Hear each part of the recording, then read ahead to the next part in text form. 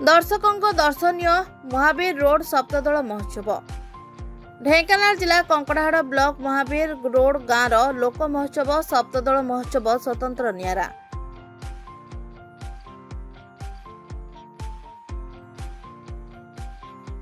एही गाँव में चलित वर्ष मंगलवार दिन दर्शकों विपुल समागम रे सप्तदल महोत्सव अनुष्ठित हो जाइछि।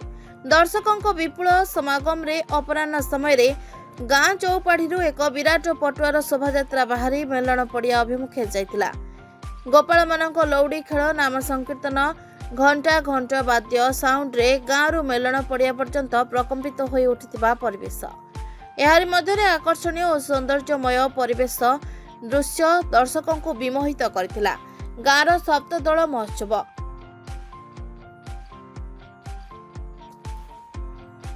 एहारि मध्यरे आकर्षणीय और सौंदर्यमय परिवेश दृश्य दर्शकों को विमोहित करथिला। गाँव सप्तदल महोत्सव पटुआर शोभायात्रा रे ताल बेताल नृत्य आकाश मार्ग रे विभिन्न मटेरियल दर्शनीय प्रदर्शन दर्शकों को मन मोहिथिला। गाँव पटुआर शोभायात्रा गाँ पटुआर सारी ठाकुरों विमान दोलमेलन पड़िया रे दोलमंडप रे अवतरण करथिले।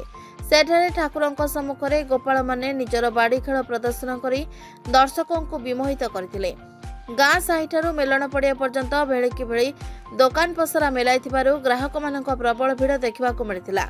दर्शक मानक शोष मेंटाइबा पई लोकंक प्रमुख रास्ता पार्श्वरे पंचायत सरपंच सोतेलिन साहू तत्वावधान रे और समाजसेवी टिको महाती दिलेश्वर साहू ब्रह्मानंद विश्वाल सहयोग रे दही सरबत लेंबू पानी और ठंडा पानीय जल जोगाण बंदोबस्त करा जायतिला।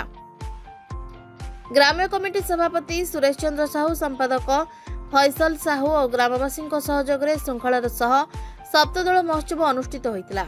गाँ चौपाढ़ी रे 2 दिन धरी ऑपेरा नाटक परिवेशन करथिले। अप्रीतिकर परिस्थिति सृष्टि न हेबा पई ग्राम्य कमिटी पक्षरु व्यापक सुरक्षा व्यवस्था कड़ाकड़ी करा जायतिला। Bureau report Narad news Odia.